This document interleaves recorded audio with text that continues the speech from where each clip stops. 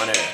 Hello, beautiful people, and welcome to another edition of the Muneeb Khan Show on a beautiful Monday, August 18th. Congratulatory Monday here in the heart of oil country. Now, I said we titled this show the Congratulatory Monday because a lot of champions, a lot of things that required congratulations did happen over this weekend. Let's start off with congratulating Scotty Scheffler on a beautiful comeback-winning championship run at the BMW Championship. He is one of two people to win 5 tournaments in a single year. The other person, you guessed it, of course, Tiger Woods. And just to give you a little tidbit on why Tiger Woods is regarded as the GOAT, he accomplished that feat 6 times. Absurd. If you needed any more context on why he is regarded as the GOAT of golf, that's just one of the accolades that he holds. Next, let's move on to some NFL. We want to congratulate Joe Flacco on becoming QB1 in Cleveland. Kind of interesting. Now, you might be thinking to yourself, Joe Flacco, I've heard that name before.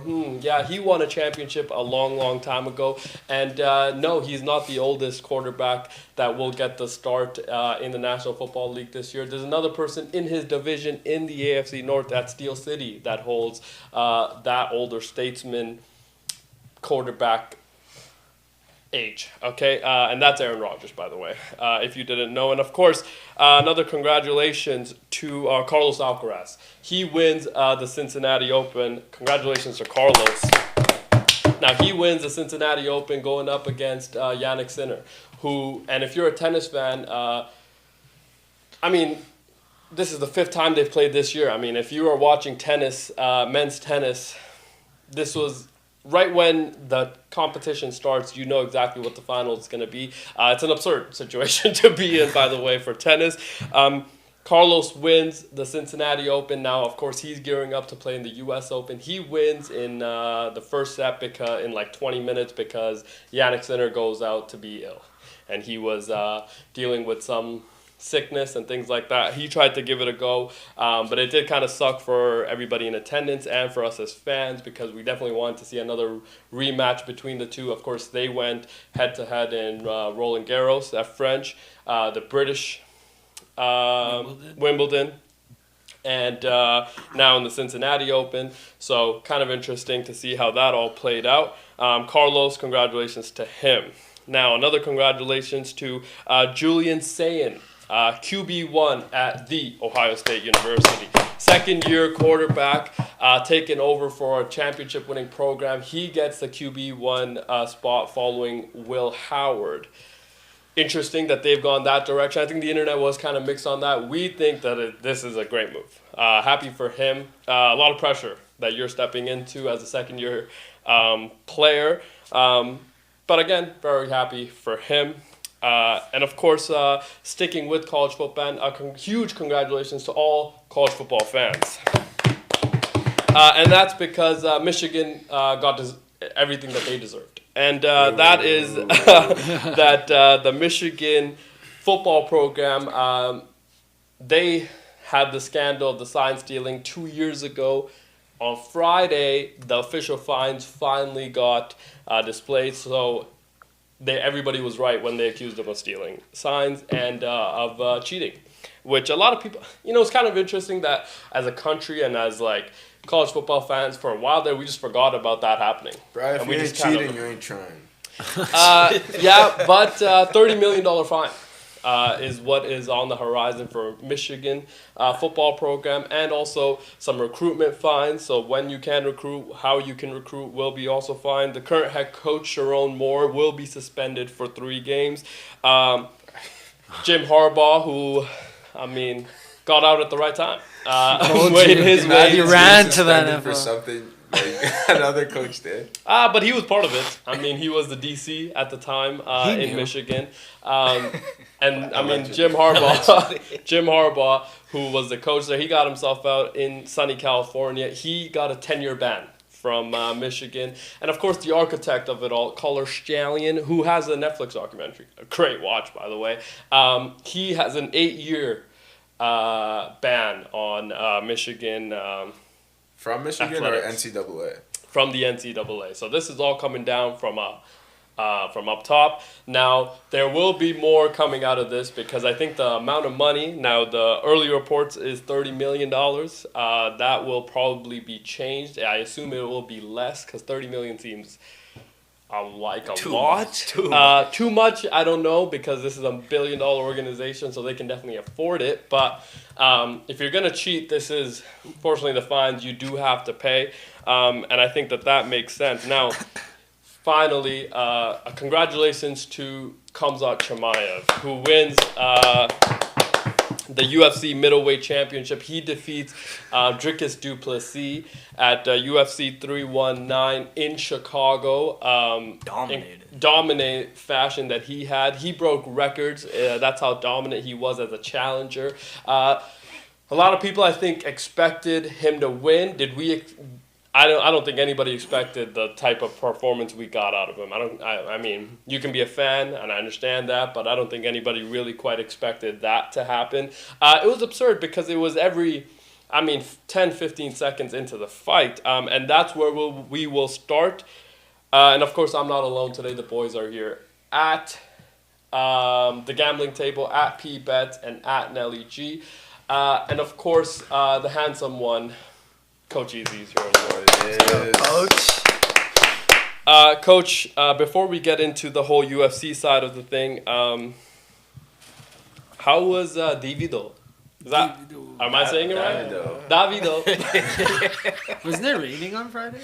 It was a little bit. It kind of made it better. Fair. Yeah. I mean, the music sounded better? Huh? The music sounded better? Or? Nah, just the event. Like, it was nice. It was nice out at Fan Park there. The Ice District. The vibes were going. Fair. I've never seen so many black people in one place. Oh, you haven't gone to Chicago. That's what that means. But did you have a good time? I mean... Nah, great time. Was the performance exactly what you thought it was going to be? Yes. It was even better, honestly. I didn't know he had so many bangers that I, forgot about. Yeah. You know? I mean... it's a new artist for you now? Yeah, fair. Nah, not new artist. I mean, You've been a fan. Yeah, kind of. But you go for the GF. She wants to go. She's a fan. She's a fan. Yeah. Okay. Well, happy you had a good time. We also had a good time on Friday. Now, Coach, what side would you like to go with today? I think I've been going right a lot, so I'll go left. Coach, we are talking about the UFC, of course. You think you could survive 15 seconds in the octagon with Khamzat Chimaev before getting submitted? 15 seconds. 15 seconds. Yeah, I could do better. 15 seconds. 100p. I mean, DDP didn't survive. Wait, am I, start of the fight? Yeah. I'm on the ground already? Or is it no. We're standing up? You're standing up. So you could just run around.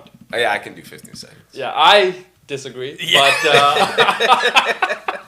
I think most of the world would disagree because of what we just witnessed. I'm going to do exactly what did that DDP to a did. champion. Yeah. I'm going to watch some tape. I'm going to be... He's coming. Boom. Knee to the face. It's done. It kind of seemed like that DDP didn't do that. I feel like he was very unprepared for what took place on Saturday in Chicago. Because as fans, we're watching it, it's like that is exactly the script. I mean, you knew what he talked about the entire script the entire time.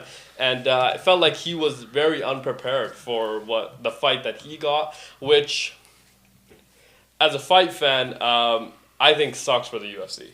Yes. I do. I think that this, because I think the fight was amazing. I thought the fight, because as a fight fan, we all thought the way he wrestled, he put on a clinic. But felt like DDP didn't understand what was about to happen to him. And when it happened, he was completely caught off. And it was every round. It was every round for 4.5 minutes. And it was like, what are we... And it was the exact same takedown, it felt like, too. Every time. And, there was a moment where, I can't remember if it was the 4th round or maybe the 5th round, where the referee stopped that grapple. Did not like that at all. Thought it was kind of absurd that you're going to make them stand up after one person's getting dominated like that. Yeah. Thought it was a little bit absurd to have that. That being said, I mean, 50-41 is a pretty absurd scorecard to have. In a championship bout. On championship bout, on the defending champion. So as a challenger going in, I don't know if we've ever seen that. I don't know if we've ever seen a challenger have that dominant of a performance. Yes, of course we've seen knockouts. We've seen different types of finishes and things like that. But for 5 rounds, somebody getting completely out. There was a moment in the fight. Did we expect anything different? That's what I mean. Is that from fight we didn't. I don't think we expected the dominance that it was.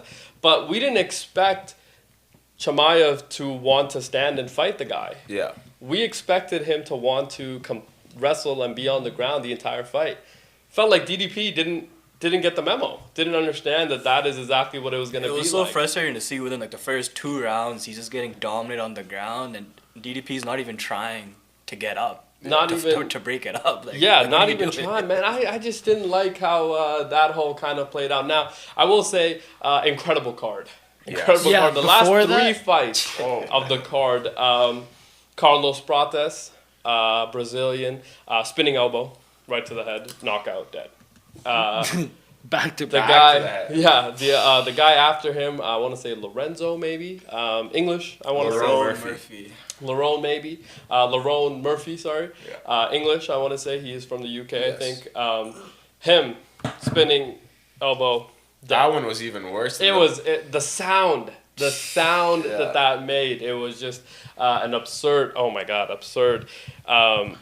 Loved it. Loved everything about it. But 2 finishes to happen now back to back like that. It's just like, what are we even doing here? How can we ask for a better kind of? And even the fights before that, they're entertaining. They're very good. Yeah. A lot of good fights. It is Congratulatory Monday, of course. Yeah. We want to congratulate the UFC for putting on one hell of a card. Now the UFC's been on a bit of a heater right now. Of course, they just signed the Paramount deal. I couldn't find it on Paramount. Well, it's not 2026. Yet? Oh. Yeah. So the pay-per-view model will end at the end of this year, starting and that's just year. US cards. Just US cards. So I mean, you only get 4 or 5 of those. So Chimaev wants to fight again in Abu Dhabi later this year, probably in December, which will be kind of interesting to see if the UFC makes that happen. Gotta see a UFC Christmas Day card. Fair. That'd be crazy. But I will say Christmas or like New Year's. Yeah. But I will say, Christmas, New Year's, Thanksgiving even and things like that. It is dominated by a lot of other sports. Yeah. Now New Year's, I think New Year's Eve they could take. Yes. There's college football, but like you could do that. But that being said, I mean. Right before the ball drop, get a card in. Oh, that would Dana, you got that. Imagine. And I mean, look at what he got cooking up next year with being at the White House. Yeah. I mean, there's that's a lot confirmed, of and then that will be on CBS for free. Oh, wow. So that will be a card that Dana White will do for free just on CBS because it's supposed to be for America. I can't wait for that. Is that July 4th? I think that's going to be... It might be July 4th. It might be July 4th, which will be the 250th, I think, anniversary of the United States of America. So that would be pretty amazing. Incredible. Imagine ticket prices. Yeah, I couldn't imagine. I mean, still, though, would be a pretty entertaining fight to be at. Now, I asked the guys this morning to come up with the best thing we saw this weekend. I'll go first since we are talking about the UFC. Carlos Prates and Lerone Murphy, those 2 knockouts, I think, and Khamzat Chimaev. I mean, the UFC as a whole, that was the best thing I saw this weekend. I thought that those were such great moments that created. And I can't wait. Now, like, the anticipation for the next card is just that much more. That's what I love about the UFC is that when they kind of break it up and you kind of can... it just makes and they come at you fast, pause. So the October card with Ankalaev, Pereira, and co-main of Marab and... can't remember. Corey Sandhagen. Can't wait. Yeah. That's going to be electric. But that's where, I went with my pick. Now we'll start at Coach for his pick. Best thing you saw this weekend, Coach. All right, I'm going to go a little different. I'm going to say best thing I heard Okay. Right. Okay. So, hilarious, by the way. Yeah. So I'm watching the fight with homegirl. Yeah. Right. We're at home watching the fight, and we're so it's like round 4 at this point, and she goes, "Turn this off." she loves UFC, by the way. Right. She's like, "Turn this off. This is embarrassing. This man is getting manhandled in front of his wife and children. Let's go watch Love Island instead." That's wild. And it was so jokes, because Love Island was even funnier, because there's this one guy, he's talking about his splenic intuition. Yeah. He's like, I have a splenic intuition. And that's how he makes his decision. He's wow. Like, I don't even know what a spleen is. Yeah, that is kind of interesting. Yeah. Wow. Also, didn't know, and this might be news to the rest of us, big Love Island guy, clearly. Yeah, right? That was big Love Island guy. I mean, like you gotta play a game, right? It's like UFC, and then I'll give you Love Island after. You know? It does kind of seem like you're playing the game a lot. I mean, you weren't the Davido fan, not a Love Island fan. A lot of those. It's okay if you like it. Yeah. I mean, she might be putting you on, right? Like, you gotta you can make her happy. Yeah, Coach, this is a judgment-free zone. Yeah. Especially on a Monday that after the weekend that we've had. So it's okay that if you tell us that you are a fan of Love again. Gambling table could also be fans. You don't know. But now that you've gone this route. Oh, it wasn't Love Island. I think it was Love is Blind. No. It was Love is Blind. Love is Blind? That's the Netflix one where it's like they're blind and they gotta. Wait, which one? Which is what's the difference? What is what? So Love Island is like where they get all the pretty people together and whatever, and then Love is Blind is where it's like. And they're ugly. No. I thought that was the difference. No, it's like you're blind. So they can't see the other person on the other like side. There's like a thing. I've seen clips of it. And it's like you just have to have a conversation, and then you propose to the person by the end. I'm sorry, what now? No, not as in like husband wife. Oh, as like a date. I thought it was like a date you're setting up. No. Like you're talking to someone for a couple times. You have a couple dates. But you've never seen this person? No, you can't see them before. Dude, no, and then you propose to them through the. I've seen a clip where the guy proposes. The clip I saw, he proposes, and then the girl, and then they go to hug. They're like, "Can we hug before we like?" Yeah. And then he goes and he's like, "Actually." It's so. Because he has to open up, right? It's so jokes. And it's not like. It's not supposed to be about physical attributes. Yeah. But the questions some of the guys ask are hilarious. One guy's like, "So if we're at a concert, can I hold you up on my shoulder?" What if the girl just lies? Man, what if she's like, "Yeah," but she's like 400 pounds? I mean, there has been instances of that where like one girl's like, "I look like Megan Fox." Some people tell me I look like Megan. Yeah. Nah. No? Nah. Was she even like the slightest bit like good looking? She's fine. I mean, beauty's with. She was a brunette. She was a brunette. Close enough. Right? Yeah. Beauty is in the eye of the beholder, of course. Yeah. Now I will say, absurd concept to get into. Do you think that there has to be a level of attraction, before you fall in love with my personality?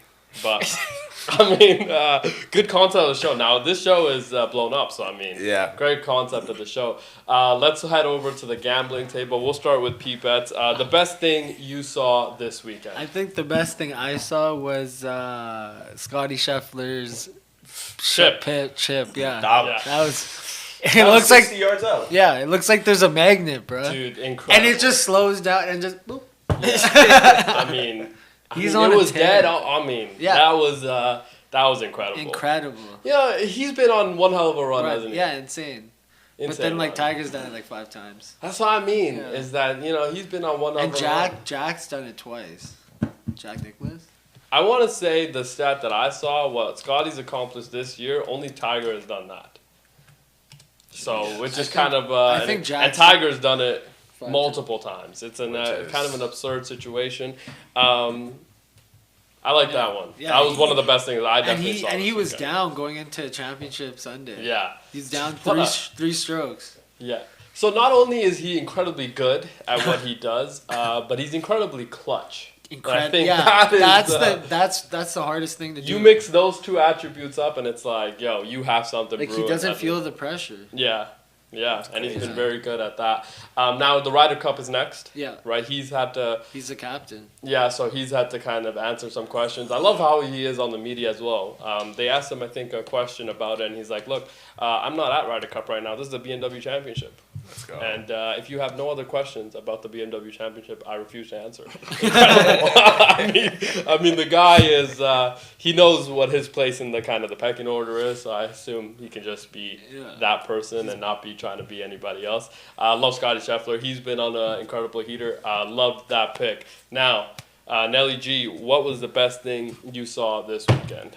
Best thing I saw this weekend was the Edmonton Elks being back. Comeback victory. Montreal Alouettes? Toronto Argonauts. Toronto Argonauts. I watched a little bit of that. They were down going into the fourth. Cody Fajardo, man. Dude.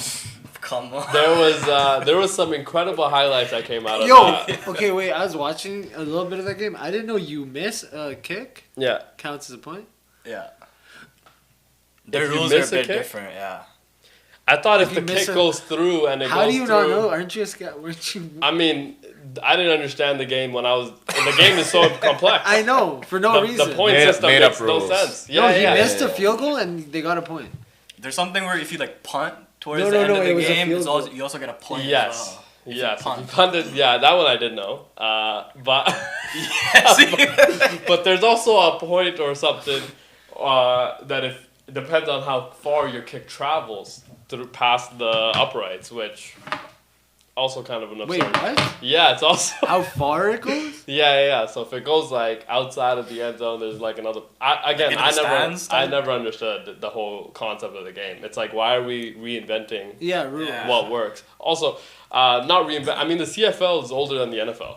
Yes. So it is. It is. Yeah. What came first? Yeah. So they actually reinvented something, but just feels like the NFL's kind of figured out what it is and what it should be. The CFL since COVID it's been struggling a bit. Yeah, has been struggling a bit. Now the other thing about the CFL, the ball is a lot bigger. Way bigger, way harder to catch. So it's like, I don't know if it's hard to catch, but it's definitely harder to throw. Does that not make it easier to catch? I think it might make it easier to catch. Bro, you gotta. I don't know.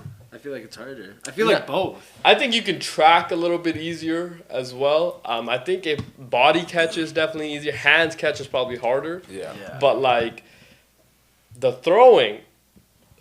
Now there's some good quarterbacks I think coming out of the CFL. So, which is good. But like, man, I feel like when we were growing up, they were like every team had a D's quarterback compared to now. Now it's like there's been a little, which has kind of happened in the NFL as well. It might have gone the other way in the NFL actually. When we were growing up, it was Brady, Manning, Drew Brees, and Aaron Rodgers. Yeah. But it's the same thing now too. Now it's like there's a bit more parity. Now again, we still complain about quarterback play every given Sunday, but that's because we're fantasy people, of course. Now, the Elks, they also came back against the Alouettes, I want to say, the week before.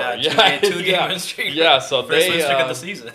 Also loved Coach's speech after the win. I thought he understands the pulse of the locker room. Felt like that was a great kind of mojo that he got himself into, and the way the team rallied around him was a great. Elk's social media team has been on a bit of a heater right now. Yeah, they have been on a heater right now as well, which is needed. You gotta fill those. Gotta fill them up. Yeah, the game. I was watching the Toronto game. Nobody was there. It looked like that was happening in Toronto. No, that was in Edmonton. That was in Edmonton. Yeah. We have Stampeders coming as well. I think. Labor Day. No. Labor Day weekend. It's like back-to-back. Yeah, back-to-back. That will be. I assume that will be a packed house. That was going to be a pretty big game. Now, I would give another honorable mention for the best thing I saw this weekend. The NBA announced with Adam Silver that they will be doing coast-to-coast new Tuesday coverage. Yes. Which will be starting at 11 p.m. Eastern Time. Crazy. And the best thing I saw was the reactions to this on Twitter, which pretty much just said 11 p.m. Eastern, and they won't start on time. So that usually means 11:30. Now staying up until, and then there's one tweet I just thought was hilarious, was that if people didn't know, this is gonna mean that you're gonna be going to work by the time this game ends, which I thought was hilarious. Yeah, dude, why did they? What are we missing here? I think they're already late. Yeah. Could you imagine being in the East Coast and being a fan of the West Coast team? Dude, it's hard, man. Most of your games are starting at 10:30 already. 10:30, 11 already.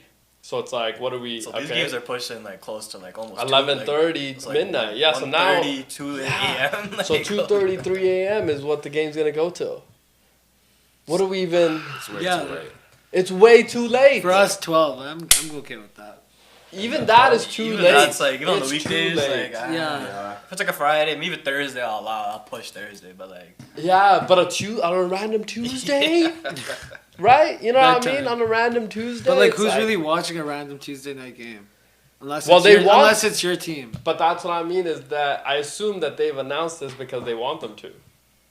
You know, coast-to-coast coverage, you know, it's not this whole kind of rollout program that he's doing with NBC, and, you know, I can't wait for NBC. I feel like it's going to be good. Yeah, I think so, too. Yeah, Jordan just, But I just... pause. That was... Keep going. That was a little too aggressive there. But, yeah, I just thought that this... I don't know. It didn't make any sense that they would go this late now anyways. Because, like, what do we even... Why are we doing this? Yeah. It already kind of... The product, again, already is kind of struggling. It's like, what do we even... If they can actually start on time, then maybe. Especially regular season, so diluted. Yeah. It's like, bro... Doesn't matter till, like, March. Yeah. Like, nobody's going to stay up till... Those games, those views are going to be so bad. Yeah, I think so, too. Horrible. Worse than they are now. They could be trying to get the late night degenerates. You know, my thing, the gambler. Yeah, my thing is that they're trying to garner a late night audience for sure now. Like, because that's the only thing that's gonna be on. Yeah. It's gonna be Sports Center and the late night show. Right. Well, speaking of the late night show, did you guys see the Stephen Colbert situation? Yeah. Yeah, I heard he's out now. I heard they didn't pay him because of UFC or something. No, I think they didn't pay him because he wasn't good. But that's just my take. Does anyone watch late night anymore? Like, when's the last time you guys honestly watched? I used to watch. I still watch the clips on YouTube. Yeah, but like, don't really care about them. You know, don't really care about them. Some of them are fun. Don't think. Yeah, again, when they kind of sneak into my algorithm, I'll watch. Yeah, right, but like, not really much of a. I also think like. Late night, again, linear television was going out the window anyways. It wasn't something that people are trying to pay to watch anyway. So it's like, that was kind of I didn't love that it became too political. Yeah. It became a little too political. It got weird. Yeah, because if you look at the stats of the actual thing that they released, was that, the show is actually not doing that well. So it's like... Yeah, I heard they were losing money. Yeah. Because he's like... 10 mil a year or something like and that? I only know one organization that's okay continuing something when it's losing money, and that's the WNBA, which continues to lose money year in and year out. But, Stephen Colbert, man, sucks. Wasn't somebody beefing? I want to say, like, Trump? Or was it someone? But that's what I mean. It became too political. He's a liberal. And I hate how they're all liberals or one's a Republican, Left side, right like, side. it's like, you shouldn't even know that. That's where it goes wrong, I feel like. I mean, has to have a little bit of... Sideage? Well, the thing is with those types of shows is that, their comedy is related with politics because they make fun of politics. Yeah, but they got to make fun of both sides. I agree. Yeah. Could not agree more. Haven't done enough of that. Now, speaking of politics, it looks like Stephen A. might be running for president. I don't know. He's on every show, it feels like. Bill Maher show with Stephen A. They're talking about, politics and this, and you think Stephen A. is going to... I think he makes a run for it, but I think so I don't know what he runs as. Do you think he runs as Democrat? Because I feel like that's what he is. Yeah, but he's not. But like, he's not gonna garner the crowd. Yeah. Like, what makes him a valid candidate? Like to run for president? Yeah. Like, there was a guy that was a president last term. I mean, he was even this term 85 years old and didn't. Well, he had a background in all this. You know what I mean? Yeah, he's like, been outside. Steven is like he's a journalist. He's been outside. He's been through a couple wars and shit. But lifelong politician, is that really the trend that is happening in the world? I don't know. I mean, if we just look at Canada, right, we didn't get a lifelong politician as prime minister now. Right. Yeah, Trudeau Carney, was. I mean, even Trudeau wasn't technically because he came in late. His dad was prime minister. I mean, fair. You're a lifelonger, dude. But he was a history teacher before, so whatever. You wanted to be like a teacher. Yeah, don't search up how he got let go from. Yeah, but Carney comes in, not a career politician. Yes, he was. He was in politics because he wasn't a career politician. I mean, he was he worked at the Bank of Canada. Yeah, is that politics? Yeah, it is because you're working directly. He's an investment banker, bro. With the government. Was he an elected official? No, but he's picked by an elected official. Compared to Stephen and also, okay, fair. And he was an advisor to Trudeau as well. Okay, financial advisor. Fair. I mean, yeah. I just don't know if that, with Trump being in office, I'm not sure if career-long politicians is exactly what the world needs. Maybe it is now because we've seen what Trump has done. But I don't know. Maybe I don't know is the way. Stephen A. makes a run because, do you see, Democrats are, does he garner to their voter base? I think he's talked about, obviously independents will never win, so it's going to be tough to ever run as an independent but you have to have not only incredible name recognition but support from every type of demographic and people with money, people without money, every single situation if you're ever going to win as an independent, which will never happen, I don't think. Yeah. Plus, I don't even agree with half of his sports takes. Yeah. Imagine his political statement. But, I never understood, is it the sports, is this what he believes, or is it... This what gets the clicks. Yes. I feel like he needs to fully believe in it in order to generate the clips. You know what I mean? Kendrick Perkins, I can never tell. He sucks. I can never tell. Well, that's Big Perkins talking about. Yeah, he's great. I don't know. I think he's great on television. I just think can never tell. Which is good as well, maybe sometimes. If he's dumb, stupid, or slow. Right. who else I heard might go for president? Who's that? Do you smell? Oh. What What the fuck is cooking? Maybe the presidency is what he's cooking. That would be electrifying. Could be very electrifying. Don't know if that is... Celebrities, though, might be able to get in. I also heard a name that is less popular now, but was very popular before. Kanye West might be also he ran. In the run. He got my vote. Yeah. He got your vote? Yeah, he also got coach's vote. I think. Nah, he ain't got my vote. But he made the college drop. He dropped $20 slides, bro. Yeah, that would be interesting. It would be interesting to see if celebrities get into the whole running for president thing. Because name recognition. You already got name recognition. After Trump, everyone's like, if he can do it, I can do it. Which is an absurd mindset to have. Because I don't think people quite understand what that individual accomplished. He's number 45 and number 47. Like that, 2 terms. 2 terms, tough. My guy. Can't hate. That's like a double champ. Also, this past one, won by such historic a landslide. Figures. Yeah, historic figures. Yeah. Such a landslide that it was this is who America wants. You know what I mean? So it's now... Again, very interesting to see what the kind of the political dynamic is. Yeah, what the political dynamic is. Could be forever. Could essentially put an end forever? To the term limit. You think he's got that long? Well, he could forever for him. He could essentially put an end to the term limit, which would be interesting to Call him Putin. Fair. Putin did do something very similar. It's a democracy in Russia. Yeah. I mean, still is. Yeah, technically. Still is. Did you see them meet up and the airplanes and stuff? Yeah, I did. I didn't know if that was AI, though. No, that was real. Oh. That was real. Yeah, that's what you don't know with Trump. You don't know with Trump, but that was real. And did you see the handshakes? Yeah. He's like, no, come here. And then Boone's like, no, come here. Yeah, it is kind of an interesting situation. But you know what? Like, we'll kind of get away from politics. That's enough, I think, of what we've said. Now, let's turn our attention to the NFL, which was happening this past weekend. Caleb Williams went out and played 34-0 against the Bills? 38-0 against the Bills. Incredibly dominant performance. Ben Johnson's offense has to feel incredibly. I think they got like 500 plus yards of offense, so he's probably feeling pretty good about what he accomplished as well. But I thought Caleb looked pretty good. His first drive, he was like 5 of 6 or something. Yeah. It felt like the ball was coming out of his hands a lot quicker than it was. Now again, it is preseason, so that's why you get your reps in preseason. Yeah, we have to tame our expectations, but.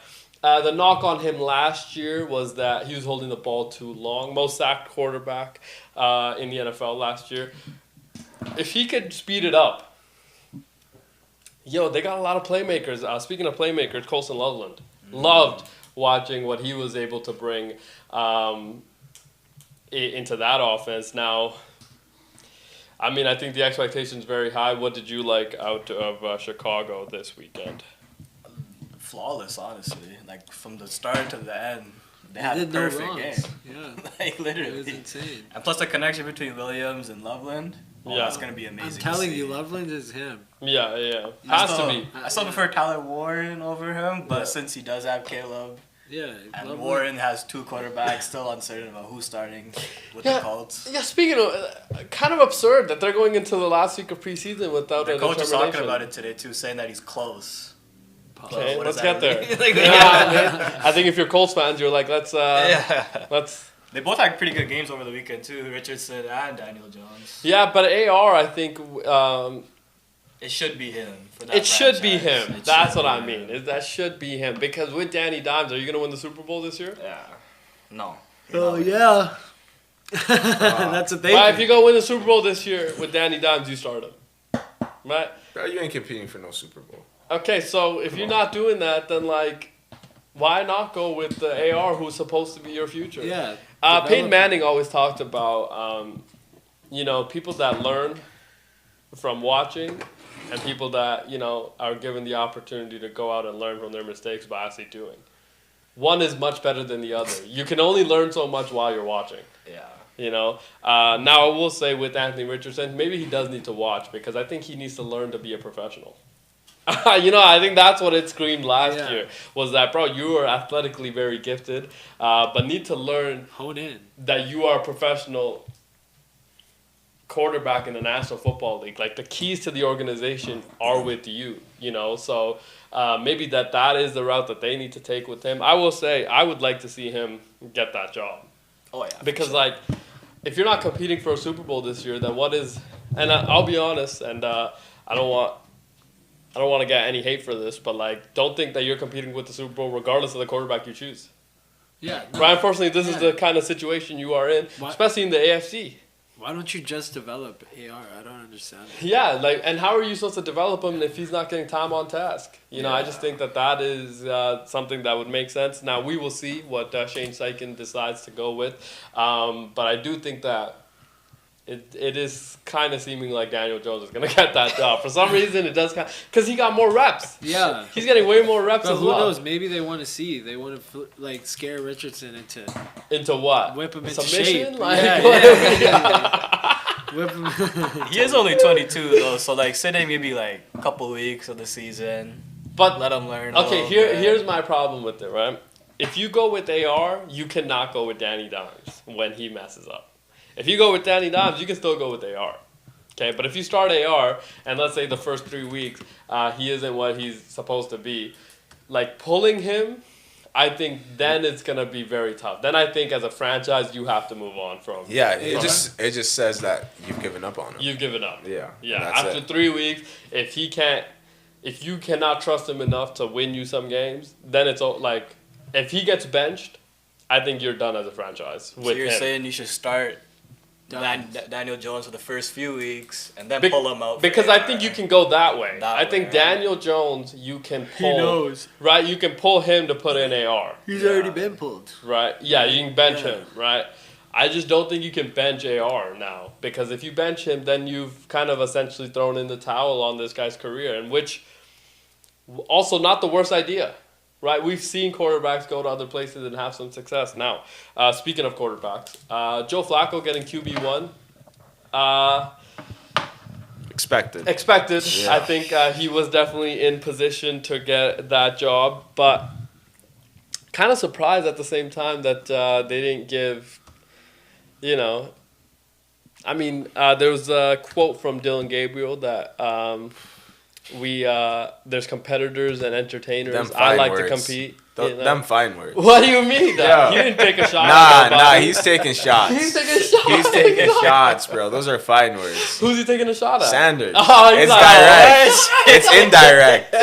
It's indirect and direct. Bro, Sanders is getting his name slaughtered throughout the media since he's been drafted, which he barely got. That's what it's like, bro. What are we talking about, man? I don't think he was taking no shots. It's just like, yo, there's two elements to this. I like to compete, and there's some entertainers, and who else is that meant for? The delivery was crazy. Nah, I'll be honest. I'm a competitor, bro. You threw 2 interceptions. Let's relax. Bro, stop this. Yo, he did look pretty good.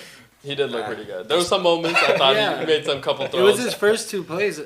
Now at 5'9", with a lefty, not the stocky build, kind of a slim frame, gonna be tough to be very successful in the National Football League. So that I think played into it as well. But did like to see him also get an opportunity because we saw Shadur, right? Then he gets hurt, which sucks. Right, Dylan Gabriel gets in, so did get to see some kind of. Now Joe Flacco, I think have to start him. Yeah, have to because nobody has proven enough on the other side to get in. But it will be QB2. Will be kind of interesting. Who's gonna be QB2? That's a bigger question. Now is gonna be very very. Do we think Flacco plays the whole season as QB1? No. I think it'll be interesting to see if. They're gonna figure out again. Now the other thing is though, again, this is one of those situations where the Browns have 18 quarterbacks. Are they gonna win the Super Bowl with any of those 18? No. Oh well, then who? Yeah. What does it matter? It feels like. Can you develop the other things around? Because my thing is. The reason why I think this is very different than the Colts is because the Colts have everything else. Yeah. Right? They've paid their line. They've paid their defensive line. They've played their defense. They got wide receivers that are paid. They drafted a tight end. So they've paid everybody. They're looking for a quarterback to take them over the top. The Browns have holes everywhere on that roster. So it's it's just Myles Garrett and Yeah. So if I throw in a Dylan Gabriel or Shadur Sanders, can my offensive line hold up to see what I actually have yet? No, you know what I mean? To me, there's a lot of things that you kind of have to figure out before you are a quarterback away, right? And on top of that, you got 2 rookie running backs. One might go to jail, might not go to jail. Yeah, I mean, he did clear all charges. Okay. Good for Brooke. I saw Isaiah Bond just signed with the Browns. Yeah. No, I thought it was the Texans. No, it was the Browns. I want to say it was the Browns. Texans made a trade. John Mechie. Yeah, John Mechie got traded to the Philadelphia Eagles. They have an incredible wide receiver room as well.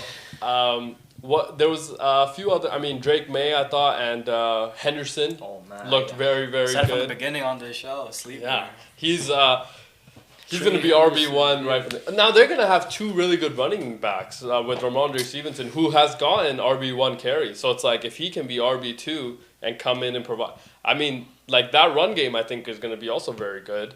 And then they drafted Will Campbell at line. Looking good too, yeah. He's looked very good. Pats are a dark horse, man. I'm talking about, man. The New England Patriots, watch out, dude. I took them to win that. division, didn't I? I think I did as well. I want to say. Yeah, maybe. No, I don't think I'm that stupid. I think I took you took someone else. Yeah. You took someone else. That was an Yeah. Nobody took the Jets, of course. Now the Jets, there was some. What happened with the Jets? Interesting situations. No, you took the Pats actually. Only one that took the Pats. We all took the Bills. Yeah, even though I'm a big believer in the Pats this year. The Pats could do it, but the Bills are just the Bills. Are the Bills. If not now, then when? Yeah. If not now, then when? The Jets also quarterback situation getting a little bit interesting. They had a joint practice with another New York team, the Giants, and asked about some of the defensive players on the Giants were asked about Justin Fields, and they were like, "I have no idea. The guy just runs around." I thought it was a very interesting quote, which sparked a lot of New York kind of banter back and forth between the Giants. You see Abdul Carter? Abdul Carter, that was another one of my honorable mentions of the best things I saw this weekend. He got tossed by twice. A tight end. Something Smart, I want to say, might have been his name. Yeah. And then picked up. Bang. Yeah, and then he tweeted at it, which I loved as well. Have to kind of get your get back, and said, "This is really weak. This is a weak ass clip," is what he said. Of you? Of him getting tossed around, which I thought was kind of funny. Now there have been reports about Abdul Carter being an absolute monster at everything that he's done. He's won every drill apparently. He's beaten every lineman, so he is expected to have a very, very big and impactful. This is why I think the Giants are kind of a sleeper, because I think that their defense is going to win them some games this year. Now, I will say, Russell Wilson still got the moon ball. He's still got a moon ball. I mean, he threw an 80-yard flick of the wrist dime, dude. And it's like, this guy still has that. Now, he will be in QB1 position. All three of them look pretty good, actually. I was going to say, now that is a very interesting situation in New York developing, where it's like, QB2, is that Jackson Dart? Is that Jameis Winston now? Right? Malik Neighbors is very good. So you have, I don't know who else, wide receivers, you're going to have to develop some of them. But at least you have a number one guy. So it's like, you have some pieces. Can you win in that division, though? Which has gone very good. Definitely not this year, but they have the building blocks. Yeah, they're building for the future. Yeah, which they have been since Eli, of course, which is a very interesting situation. But the Giants, again, jobs on the line this year, so I think the sense of urgency is probably going to be a little bit different. That offense might not be as bad as we expected, Yeah.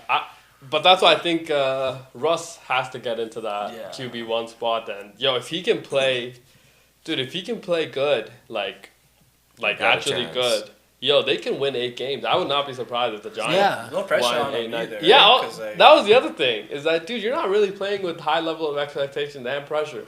Expectations, maybe you could say, because it is Russ, so you do expect him to still go out and play well, but it's like, if you do bad, it's like, it's not the worst kind of, it's not the end of the world for him, or the team, and then if Jackson Dart gets in and has a few good games, it's like, okay, now we found the guy, now let's kind of build everything else. Was it 3-4 years ago, they drafted Evan Neal with like the 5th pick? They still haven't figured out what to do with that guy. So it'll be kind of interesting to see what they do with the line, I think. But I think that they have a lot of things going for them. There were some other games that I thought were quite interesting. Of course, Ashton Genty. I don't know if you saw that. I don't know if you saw what he. Stiff arm. Yeah. Okay, a few people there. So that, dude, I'm juiced. I think the Raiders look. If we could get Geno to play, like he did in Seattle, bro, we could have a pretty good. Yeah, we could have a pretty good team, man. Could have a really good team. And I just loved a lot of the concepts with the run game, the pass. And I'm gonna tell you right now, man. Brock Bowers is just like what kind of Where did this guy come from? He's a him. Absurd what he can do, man. And he's some like of a the receiver in a tight bro, end body. some of the catches he made, against the 49ers, like, putting the ball anywhere around him, and he's coming down with that ball, and it's just like, this is exactly what we needed. And I'm like very happy for him. Now the tight end position feels like it's continued to kind of excel. Was it Kyle Pitts that kind of started this trend of tight ends going kind of early? Kyle Pitts went 4th overall. Yeah. Brock Bowers 13th. Tyler Warren and Colson Loveland kind of in the top 20 this year as well, right? I think Loveland was 10th, Warren was like 14th. 14th, yeah, so like something like that. So there's a lot of good tight end prospects. So it'll be kind of interesting to see where they all kind of fit in the pecking order. Now, we assume George Kittle is going to be, what George Kittle's been for a while. Also, the Niners. I heard that the Brandon Ayuk might get fined, and the Niners also might get fined. Yeah, I think it was PUP because he was running routes on the field. Yeah, I guess you can't do that since if you're on the PUP list, that means like you actually can't be moving like that in practices or in games. Yeah, but this seems kind of ticky-tack. It's like, what are we doing? The guy can't practice? Rules are rules. Yeah, but this seems like one of those rules that needs to be amended. It feels like one of those rules that just seems really dumb. Rules, isn't that considered rehab? But it's like, dude, like, he's not going, it's not he's like... not in pads or anything. Yeah, it's like, dude, he's just running around. He's trying to stay loose. Yeah. So when he does come back, he's going to be ready to go. Because what happens is that you sit out, right? Like, a la Scary Terry, right? You sit out all camp, and then when you finally get to week 1 and you start playing, you realize quickly that your body actually isn't ready for game performance, okay? Then you go through week 1, 2, 3, torn ACL. Yeah. Unfortunately, that happens too often in the NFL. Yeah. It's like hold-ins and hold-outs almost never end well, right? Also, it does take you a lot, even if you don't get hurt, it takes you like 4 or 5 weeks to kind of get into a groove.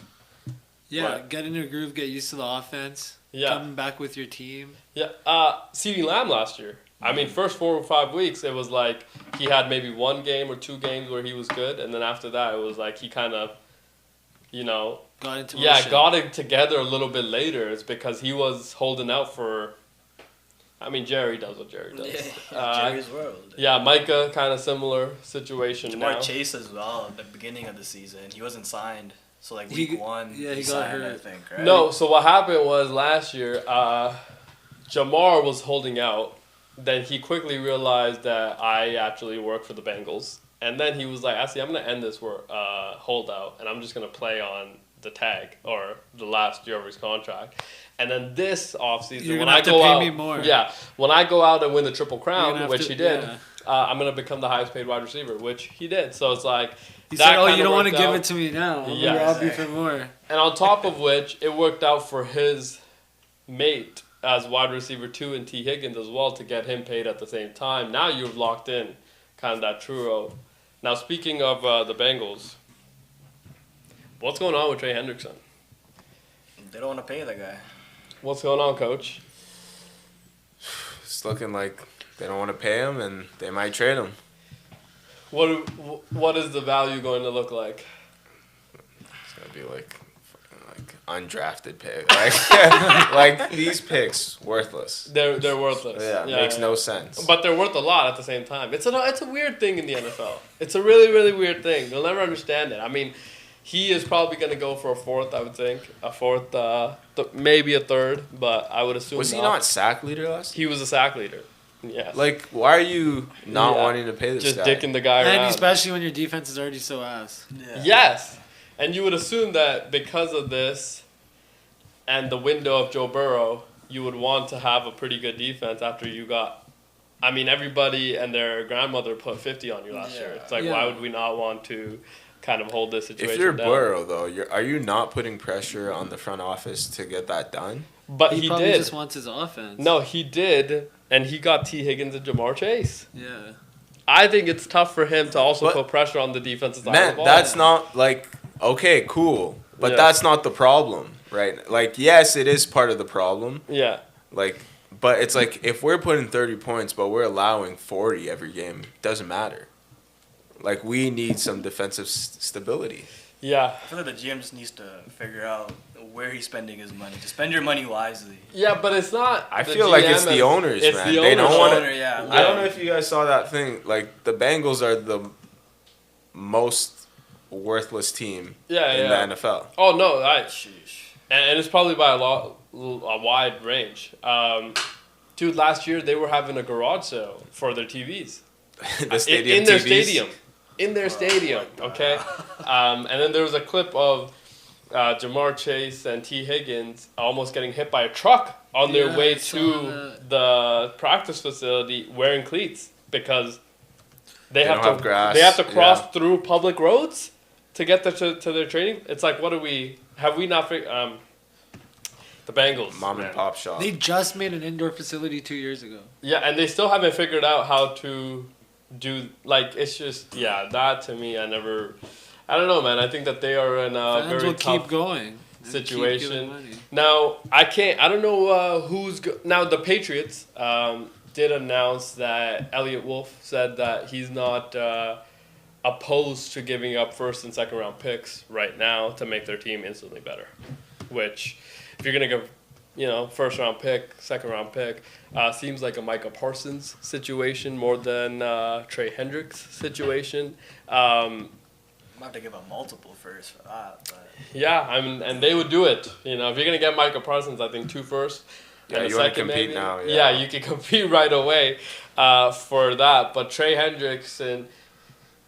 there were some teams that, the Lions, I think, were some of the teams, and maybe the Packers as well, one of the teams that have contacted the Bengals to be in the Trey Hendrickson kind of situation. That would be kind of interesting. I think the Lions would make a lot of sense. Aiden Hutchinson comes back, you have him. That could... Both sides of the ball. Yeah. Yeah.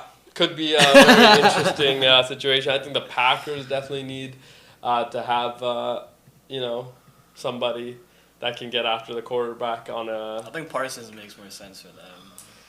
Yeah, but Micah Parsons makes sense everywhere, to be fair. Right? It's a plug and play. The guy's going to get after the quarterback, so it's like, if you can afford that, then yes. Do that, but I think the Rams, think about that, right? The Rams are a little bit different because... AD said you get his jersey on right away. Yeah, but you got Jared Verse and Byron Young. Yeah, you have to get rid of one of them if you're getting Miko. Yeah. But that is... Michael. If you're getting Michael, you're getting rid of one. Yeah.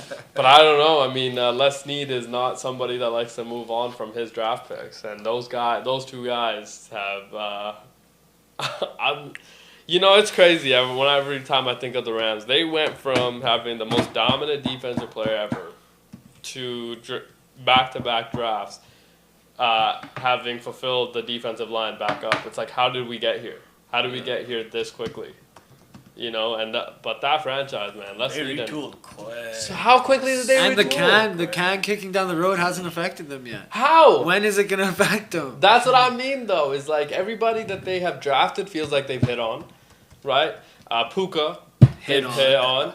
Byron Young and Jared Verse hit. Like, it's just like, what are we even, defensive backs they've hit on. It's like, how did we get here this quickly? I think it's just like organization top down is aligned. Cohesive. Yeah. It feels like Sean McVay calls the shots, right? Les Snead and him, very good dynamic that they have going. It's like, these are the players I want. You go find me these players.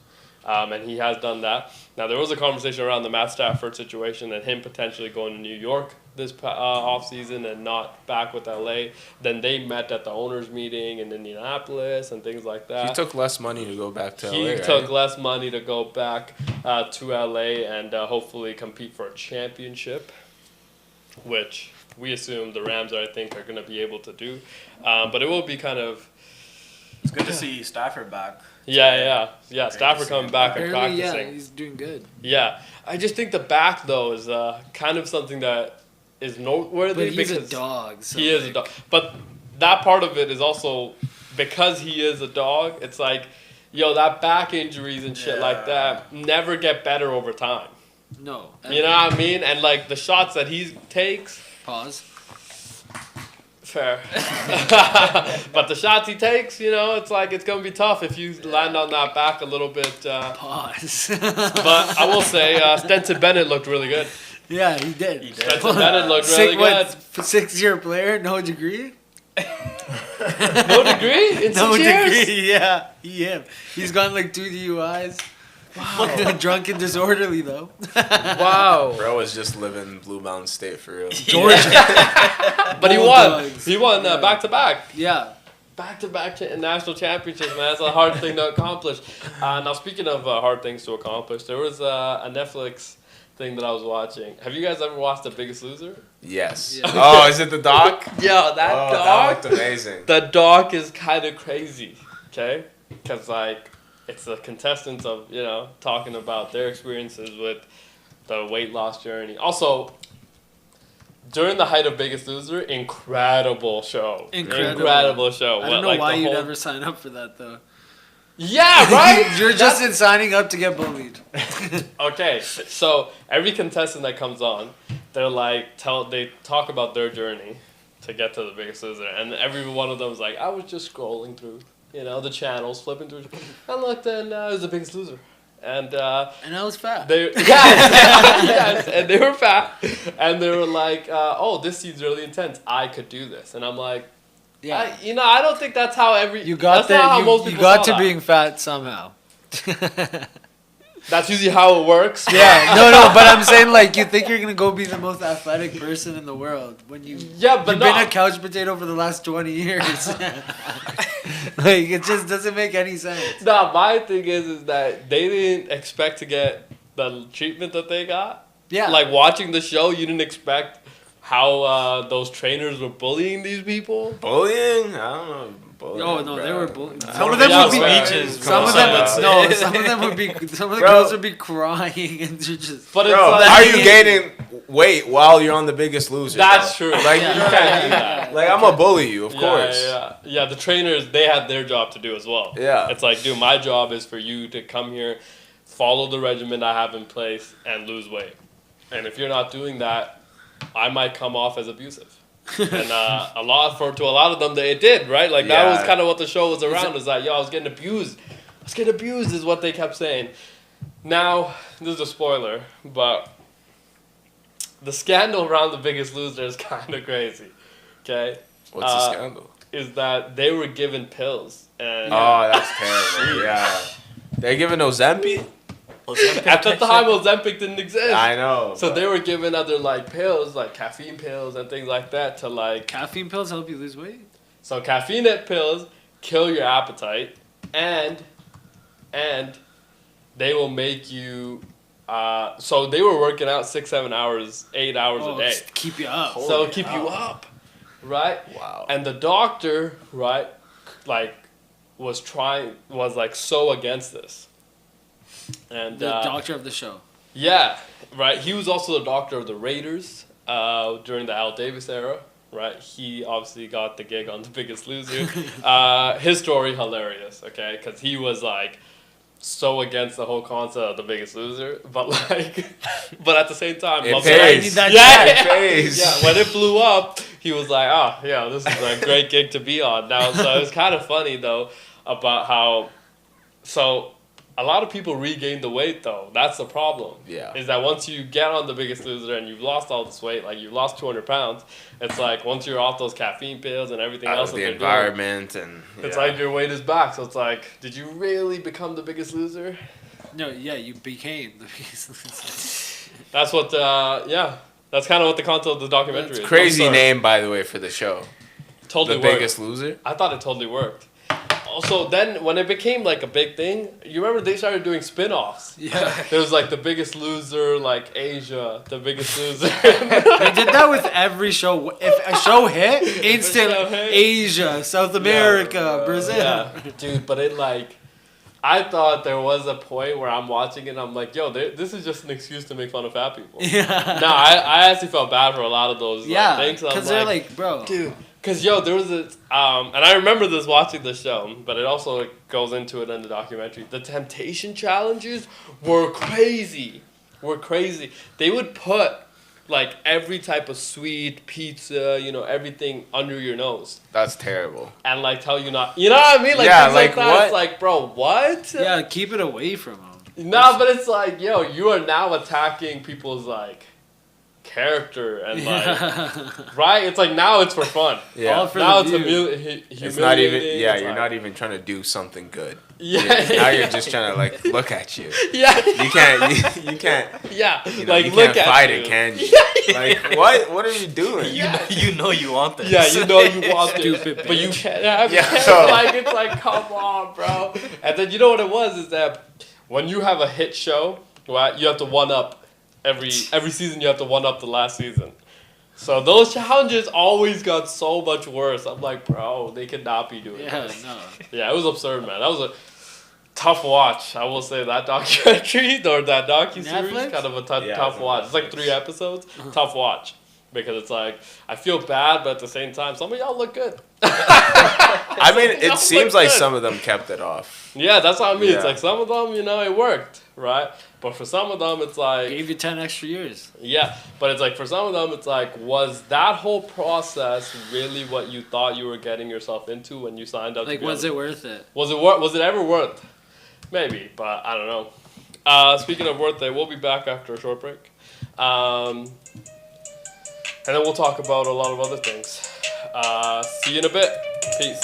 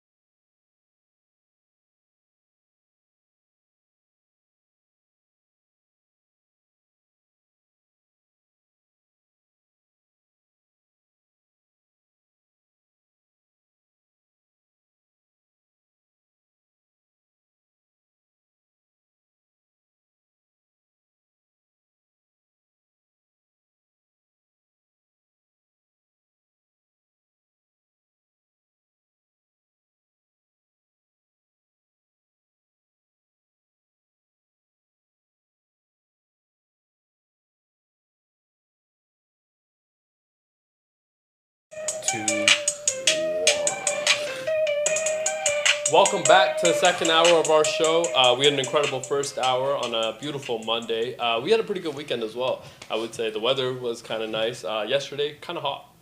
Kind of good golf weather. Yeah. Really nice. You know, it just kind of seemed like we got a little bit cooler in the start of last week, and then it kind of warmed up a little. Today, also a little bit warm. So I assume that this will keep going, and we can get some more golf in. Kind of the last little bit of golf before you get into the fall, winter weather, which I'm going to tell you right now, I hate being vacation time. Yeah. That is what it seems like that we should be planning, actually. Now, we're going to start a new segment that we're going to do once every week. It's called Hype, Swipe, or Wipe. Okay. We got to work on our timing a little, but we'll get to that. So the way that this works is that I'm going to give a scenario to each one of the boys here, and you guys tell me if it's hype, swipe, or wipe. Okay? I didn't know we were doing Yeah, pretty good, Coach. He's on cue, that's it. Okay, Coach, we'll start with you. If I told you that Shedeur Sanders was going to play 5 or more games this year, you would say what, Coach? Swipe. I do not think he's going to play 5 or more games this year. Wow. Especially, wouldn't that be wipe? No, that's swipe. Wipe is maybe. Yeah. I don't know what you think. Wipe is maybe? Yeah. Oh, sorry, I had it mixed. Oh, okay. Yeah, I'd say swipe. I don't think he's gonna start too many games. I think they're probably gonna go Dylan Gabriel at number 2 as QB2. So I think he's gonna still be proving himself in the practice. And Joe Flacco, man, he could win you some games. So I don't think he'll probably play. I don't think he'll start one game. Shedeur Sanders is not going to start any games this year. No. Crazy. That would be. Crazy. That would suck. That would suck. Nah, it'd be a shame. I want to see it. I want to see it. QB1. The way the draft went. Yeah, everything around him. Now he also did look like an NFL quarterback when he did get his opportunity. True, agreed. But reps haven't gone up. Yeah, so it's kind of like. Is he actually injured or? No, I think he did get a oblique injury after, but also it's like, what are the coaches and them seeing that we're not? You know what I mean? So it's like, is he going to be? But I do think he's gonna get a start. I think it's hype. Also, bro. I think it's hype too. I think I might go hype on that. The fans are gonna bully the organization into starting that guy. Yes, and Cleveland Browns fans have been in the dumps for quite some time. But they don't listen to But you think they're gonna bully? You think they're gonna bully him enough to start 5 games? No. Like towards like week 13. When you've won 2 what games. What if Flacco's rolling? When you're 2-11 and you're what if they're like okay? What if they're like 5 and 6? Yeah, fair. If you're 5 and 6 or just like 2 games under 500, let's say, then there's potential that you kind of see if you can build everywhere with else. With Gabriel. Yeah, and maybe go with the Dylan Gabriel. But if we're being realistic, their season's already done. Yeah, that's what I mean. So it's like it's like the Colts situation. Okay, I don't know about all that. Could be though. Could be done very early. I mean, the Cleveland Browns could start 0-5 for all we know. Yeah. Right, and then Shedeur Sanders gets like in they there. have no chance at the Super Bowl. So why don't you just start them? Why don't you just try to Yeah. I assume their thing is like, if they start a rookie QB, right, and let's say everything else is performing well except the quarterback, they can't bench the quarterback and go with Joe Flacco. You know what I mean? I think that's their kind of mindset going into this year. That should be the mindset. Bench it or play him till he fucks up. Yeah, but then it's, you know how it is, like it's very tough to go back, right? Because unless you're a number 1 pick like Bryce Young, it's hard to get benched as a rookie and then think that your confidence isn't shot enough to get back in and play well. So it's like, I think that part of it is going to be tough. But Coach, you're going wipe or swipe on that? I'm going swipe. Okay. We'll move on to P Bets. If I told you the Buffalo Bills were going to win the AFC this year, you would say what, sir? So swipe means no. Swipe means no. Hype means yes. Wipe means maybe. Because we're wiping it for later. You wipe. See? Okay. Wipe. You're saying maybe. Maybe. There's a shot. You can't say there's not a shot. I think this is This is shot. This is the shot. This is the year. I feel like this is the window. The window might close after this year. How would that happen, though? What do you mean? How would the window close after this year? Because everybody else is gonna get better. We assume, yeah. Like that's just how life works. You know what I mean? Are you saying like just a division or the entire conference? The AFC. Yeah, the entire conference, bro. Yeah. Yeah, right? I agree with you. Every other team, even if it's not the Chiefs. Yeah. Or like other teams are still like, you know, rookies are gonna blossom. Yeah. It's just you got to do it now. Like I thought the window was gonna close for them 2 years ago. Yeah. It's still been open. But Josh has gotten better. It feels like every year. Yeah, but Josh has gotten better. But they locked up their core now as well. Yeah, everybody got paid. Everybody else is gonna get better too. It's just how shit works, you know. Like fuck. Yeah, the time it feels like in the NFL comes at you fast. Yeah, it comes at you. It comes at you fast and goes fast. It goes fast, man. I'm gonna say hype because I'm all in on the Hard Knocks Buffalo Bills situation. Feel like this is their. I mean, again, we thought if not now, then when, right? Like you've gone paid everybody, right? Brandon Beane and Sean McDermott. I also think that Sean McDermott, as a coach, if you don't win it this year, especially in the AFC, let's say you lose it to the Chiefs again, right? Like there needs to be a coaching change potentially happening now. Something's got to change. Right, something's got to change, and it can't be the quarterback. Right, the quarterback's locked in. So it can't be the quarterback, and it probably can't be the general manager either, because Brandon Beane has given you everything. He's thrown the kitchen sink at this team. So it's like, but I am on the hype train. I think the Buffalo Bills. This is the time. Clear cut. This is the time. Shot? Kind of too, like. Well, kind of like what. And you got the Bengals still. Yeah, I mean the AFC stacked. The AFC is very, very good, but kind of like what P. Betts is saying about like the window. Yeah, window is open right now. I do think that the window is now. Yeah, and it can't be next year. It can't always be the next year because what else are we trying to add? You had a number one wide receiver, didn't work, didn't win, right? You went with a committee, didn't win. You drafted a wide receiver in the first round, still didn't win yet. So it's like traded for one last year in Cooper. Right? So still didn't win. You have an incredible defense. You've reloaded the defense multiple times. Retooled it. Yeah, Micah Hyde and Jordan Poyer, who was your kind of core safety and defensive back units, they're gone. You still retooled and got better. Right? Somehow. So it's like Brandon Beane, as a GM, has given that organization everything. How long ago did Josh resign last year? This offseason. He restructured, right, for a 6-year deal this offseason. So it's like, everything's kind of rowing their way. Of course, the James Cook thing felt like it took a little bit longer than it probably should have, but he got paid. Feels like it's their year, man. It does. It kind of feels like they have to make it this year. This is their year. Right? And you got the Patriots coming right behind you. Yeah. The Bengals. That's what Baltimore. I'm saying. What if Bengals Chiefs? The Chiefs are always going to be there. And let's not forget, the rookies can get better quarterback-wise, right? So, for example, C.J. Stroud had a slump last year. He could get better, right? Jim Harbaugh's situation in Los Angeles, he can make that better. Sean McVay. Sean Payton in Denver with Bo Nix could get better. Still got the Chargers as well. That's tough, what I mean. Man. It's a lot of teams you got that are this year, and that's it. Yeah, you got no this mention year. of your Raiders, eh? Surprising. Well, I think that we are always going to get better, of course, under Pete Carroll. And I don't know if you guys saw the Tom Brady walking in with full Raiders gear. I thought that was a pretty sweet look. When? Yeah, it was the preseason game this weekend. Walked in with full Raiders gear.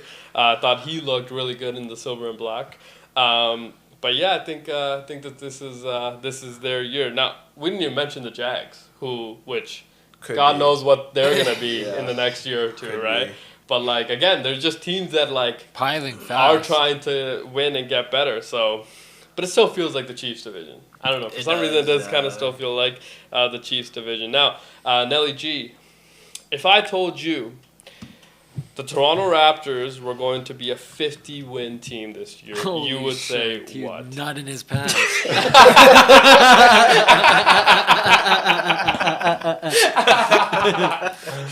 I would have to say. Dog, don't you even. That'd be crazy. Canada be. I'm gonna say wipe. Okay, fair. Wipe. I feel like our starting five is super underrated. Even though like they haven't had the chance to be on the court together consistently, I still think the East is just so ass. Everyone's hurt. It's just the Bucks there. It's just who am I thinking about? Honestly, The Knicks. The Knicks. It's just those two pretty much. Everyone else like 3 to like play in. The Celtics. It's open. Even the Celtics aren't as good this year. Jaylen Brown's year, man. Yeah, Jaylen Brown, Anthony Simons. Oh, we talked. Coming off Payne the bench. Pritchard? Yeah. We talked about how he is good in being the 6th man of the year. You're going to start him?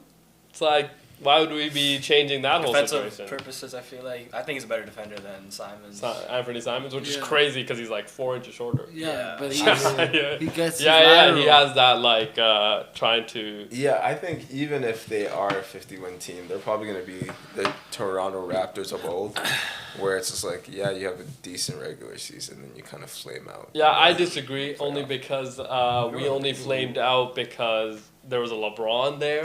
You know what I mean? I feel like you're forgetting. I feel like you're forgetting that there was this one guy that only beat them every year. There was no other team that they didn't beat. Yeah. You know what I mean? Which is kind of an absurd situation if you think about it. Like multiple 50-win seasons. Multiple, we're like top 3 in the East every single year. Yeah. Like, beat everybody else. Tough. Beat everybody But else. it felt like every year, dog. Every year, LeBron. Dude, but had to go through him to win the East that entire 10-year stretch. And, like, couldn't get through him. It's like... Now in the West, he can't. Now in the West, I mean, tough. tough situation. I hope that's true. You know, they got Brandon Ingram, R.J. Barrett, Scotty Barnes, Emmanuel Quick. Great core. Yeah, Jakob Poeltl. Yeah, as well. Paid. Paid. Paid. Understatement. That one I kind of understood. Jakob Poeltl one, I understood. R.J. Barrett, Emmanuel Quickly one was a little bit of a stretch. I could understand the R.J. Barrett one, just the Quickly one. The Quickly one I couldn't get over either. $190 million. I felt like, I don't know. I felt like they had to prove it one more year, and they didn't prove it as much to get that. I feel like RJ kind of did last year. He improved defensively and playmaking wise, just like 24, 5 and 5 or something. He put up like pretty. But good fair, year. but like they got that contract beforehand. Yeah, so it's just like. So he went out and proved it quickly. Did. But you could have gotten them for cheaper. I think so too. Potentially. I think so too, and I just didn't. I think Jakob Poeltl. Who was a free agent that year though? Who? When Emmanuel signed. Yeah. And plus, but that was off the trade from. Yeah. It was a sign and trade. Yeah. No, it was. No, they played him. Yeah, and then he signed. Yeah. Resigned. There might have been nobody on free agency. You got to pay someone. But $190. Yo. I guess. I mean, Rich Paul did say this year that Raptors had to pay Brandon Ingram $40 million a year because come free agency time, he wasn't gonna get that. I mean, nobody was gonna pay him that. Yeah. I mean, you gotta pay. Like, I feel like Toronto has to pay a premium because no one wants. Free agents aren't gonna come to Canada. Yeah. Draft well or just overpay. Yeah, you have to draft well, you have to trade well, and you have to pay your guys right away, which they have done. I don't know. I think I might be on the hype train on this as well. I think 50 wins, doable in Toronto this year. It's a lot of wins. It's a lot of wins. That means it is possible. Anything is possible. That means they're gonna be a 1-2 seed in the East. Yeah. Sorry? Like top 3 minimum. Yeah, top 3 seed in the East. 50 wins? Yeah. That's what I mean. It all depends on Scotty. I feel like yes. I don't think they can be a top 3 team in the East. I think why not? You have Cleveland. Yeah, Cleveland. Yeah, Cleveland. New York. Boston. Milwaukee. I don't think. Are we sold on Milwaukee? No, I'm just saying those are these are contenders for the top 3. So you're saying that Milwaukee and Toronto is not? I think that's we're on the head-to-head. same level. No, their numbers. No, I think so. No, man. you guys are tripping. I think so. No. I don't see think? Milwaukee being a 50-win team. This year. Don't. Yeah. But I think that if they are, then we are. But with Giannis on your team, like.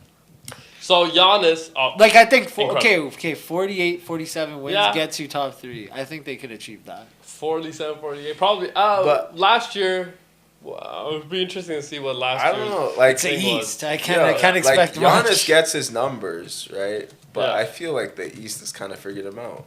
No, I don't think that they figured him out. He can't win right now, dog. Like, he gets his numbers, but they're like, all right, we'll let you get your numbers. No, obviously. And we know your team is not as good, so we'll get. The Raptors had 25 wins last year. Everyone was playing. So you're saying we can't increase 25 plus? Oh, I think we're forgetting Detroit. And also, Raptors had a lot of injuries last year, though. And the Magic. I think the Magic could be a 50-win team for sure. Wow, the East maybe is pretty good. Not about those teams, look. Right, because I think 3 to 8 is probably going to be tough in the East. 3 to 8 is gonna be one win. Separating all of them. Even last year it was like that. Last year there were only 2 teams at 50+ wins in the East last year. Boston and Cleveland. Yeah. Knicks. No, Boston and Knicks. Knicks. Knickerbobbers. Cleveland at 48. Yeah, fair. Yeah, the East is actually better than I thought. Yeah, it's a little bit better than I thought. There's a lot of middle movement there. Yeah. Now, so health obviously is going to be very important, but I think the Magic as well. They have done Desmond Bain. Yeah. Right? I think we forgot about Desmond Bain ending up there where Magic finished second in the East. But that's not shocking, yes. I could see that. Yeah, I could see that. Who do you think finishes healthy? Cleveland. No. Yeah, I think the Cavs, because they're very good at regular season ball. I think they have depth. They have really good depth. Well, Ty Jerome, losing him, I think that's going to impact them quite a bit. Is that the only guy they lost this year? I mean, not the only, because he is a big guy. But it does feel like that. But they have good depth, man. Max Strus came in and was just What was that one game versus the Heat? Yeah, feels like he had like a 30-point. No, he hit 9 threes or something. Oh my god! Was that the game? It was absurd. It was absurd, man. They've been together for a while too. Yeah, so just and let's not. I mean, Detroit, I think also is another team that we're not. I mean, you lose Malik Beasley. That's a big loss. That is a big loss. Duncan Robinson, no? They replaced him with? I want to say. Yes, you got Duncan. Malik can defend at a high level as well. But Duncan can outshoot everybody. I mean, Malik was the second best shooter in the league this year, right? So it's like. But you get a Duncan Robinson, you're going to take a Duncan Robinson. Yeah, but you Not lose. recently. No, even recently, because I think when he has a look, it's like it's a surprise when he misses. Yeah. He's very... And he's developed a little bit of insight. Yes, I think so too. Now, defense, obviously, but, you've surrounded him with pretty good defenders, right? Jalen Duren as well as a rim protector. If he can stay healthy, Who did they lose? Was it Ivy that was... He's still so Jaden Ivey got hurt last year. Didn't play a lot. Yeah. And he's arguably their second best player. Yeah, so if he comes back and it gives you 18, 19 a game... Yeah, that's what all Pistons fans are feeling. It's like, oh shit, could be. I think Detroit were sleeping on. And they were one Malik Beasley bet away from beating. With the ball in his hands. What about the foul call? Huh? What about the foul call? Terrible call by the way. So one foul call away. That was great call. Yeah. Great call for B-Bats. Last leg on the parlay. Yeah, I mean Atlanta. Yeah, I think we're forgetting about Atlanta. They got better. But Porzingis, how many games do we expect Porzingis to play though? Like 2? But him and Dyson, he's gonna be in the MMA. Mixy. Nikhil Alexander-Walker on the outs. Oh, they're gonna be. I love that. Pause. Sneaky best. They could run a zone. They got Terrence Mann as well, right? Terrence Mann, and then let's not Trae forget. Young as shooting guard. I thought T-Man got traded. To the Hawks, I want to say. Yeah, but he might have moved somewhere else. No? Yeah, I thought he might have moved. Did he go to Cleveland? Also, let's not forget, they have the number 1 pick from last year, Zachary Ricochet. Yeah, he's ass though. But he came on late last year. He had a couple games of consistent double figures with double-digit rebounds. So it's like if he gets kind of going. Brooklyn. He's on Brooklyn now. Yeah. T-Man did get traded. Dead. So I think Atlanta again. Could be a pretty sneaky. interesting team. And you get Trae in the playoffs. Yeah. Fuck Trae Young. Fuck Trae Young. Yeah, if they play New York again, I mean, it's going to be tough to bet against what Trey's been able to do in that series against. But now, no Tom Thibodeau. So potentially Mike Brown steps in. I wish there was a way to fire a coach but keep him on the bench somehow. But no coach wants that. I know, just get a demotion. Because him on the bench would be fired, but running the rotations, we need somebody else. Yeah, fair. I do think that with the Knicks, as good as they are, us having them in the top, with a brand new head coach and system, it's tough to win. J.J. Redick won 50 games in his first year as a head coach. I don't think that was celebrated enough. How many times does that happen? It doesn't happen enough. That's what I mean. Is I don't think I was celebrated enough how hard that is to do in your first year, especially first year head coach. Yeah. Right. But Mike Brown, him having been a head coach, having some success with some younger teams, dominant point guard in De'Aaron Fox, maybe he steps in and has a little bit more. I just think they're gonna start off a little slow. Yeah, for sure. So. Their starting five is good enough. It's good. It's very good. Can they outskill? Now I don't think we haven't mentioned another team on the East Coast, Philadelphia or Indiana. What? You're not, dude. The injury bug is just gonna hit them hard. That's. I don't think Embiid's playing to start again, so it's Yeah, they're gonna be playoff team. Yeah. Fighting to get into the playoffs. VJ Edgecombe, Jared McCain. Yeah. Tyrese Maxey. Nice, but without Embiid. Yeah. I feel like they're not well rounded enough. They need Embiid and you can't have Andre Drummond as your starting center. Yeah. Could though potentially win. He'll get you 15 rebounds. Maybe just 2015, Yeah, fair. Yeah. And then the team that won the East this past year in Indiana, I know they lost to Tyrese Halliburton, but they still got Pascal Siakam last I checked. And, I think they're still a lock for top 6, yeah. Yeah. But I don't know if they'll make a deep run. It's going to be tough without a Tyrese. Who's your starting center? They lost Turner, too. Yeah. Isaiah Jackson? Isaiah Jackson will step in probably in that role. I think they're a play-in team, honestly. Yeah, that might be tough. Miles Turner and Tyrese? And Tyrese is a pretty big loss. Nembhard is nice, but I don't think he's a point guard. I think Andrew Nembhard and Aaron Nesmith is the best perimeter guards duo that you have in the NBA right now. Their ability to lock up and shoot as defenders, very hard to get that. Of course, Jalen. OG Anunoby entered the conversation. Those are forwards though. Those aren't guards. 2 and 3 they play, no? Kinda, but Josh Hart the 4. But I wouldn't say Josh Hart is as good as either of those two guys. But OG and Mikal, easy. Fair. Mikal Bridges, I think we have forgotten that he is still that guy. Yes. And I think the other J-Dub and Lou Dort. Can't forget about that. And Shea. Can't forget about that 3-headed monster out there. But the East, I think we've been sleeping on the East a little bit. Maybe this is their year. Never. Coming back to the East. Yeah, maybe. What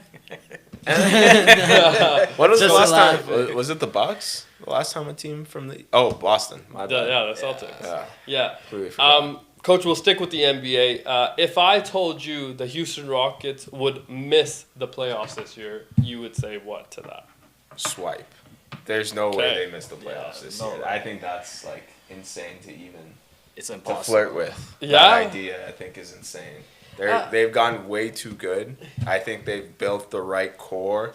Adding KD to that, even better. Now you have a proven scorer. Only problem is that, how many games is KD going to miss throughout the regular season? He hasn't re-signed? He's still on his current contract. So his current contract ends after this year?